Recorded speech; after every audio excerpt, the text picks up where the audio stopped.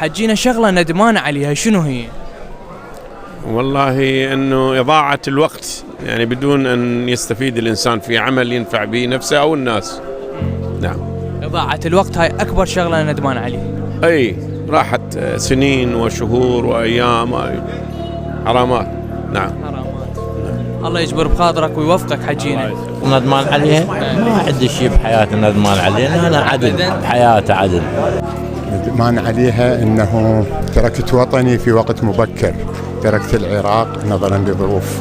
سافرت؟ نعم سافرت وما زلت مقيم بالخارج. نعم. وهذا الحنين فد مهنة شاقة، لذلك أعود بين فترة وفترة إلى بغداد، بالأخص إلى شارع المتنبي.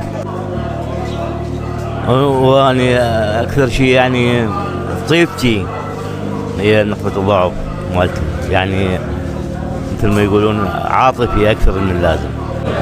والله الحمد لله أنا ما مسوي شيء يعني ندمان عليه إطلاقا أبدا، لا إطلاقا ما ندمان على شيء، الحمد لله. الحمد لله والشكر. الله يديمك ويوفقك. الله ممنون منك، ممنون.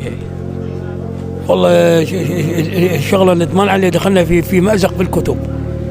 نعم، في مأزق، يعني أخذنا عمر طويل ببيع الكتب من ضمن 50 سنة، لكن هسه القراء اختلفوا، ما يميلوا للكتب سوى يميلون للكتب هاي الجديدة، نظرية الفستق، اسمح لي بالرحيل. نعم، إلى آخره. والله تندمنا يعني فينا عمرنا بالكتب، بس احنا فدنا العالم. نعم. لكن هذا الجيل ما لا يقرأ الكتب التاريخية، لا يقرأ تاريخ العراق الحديث.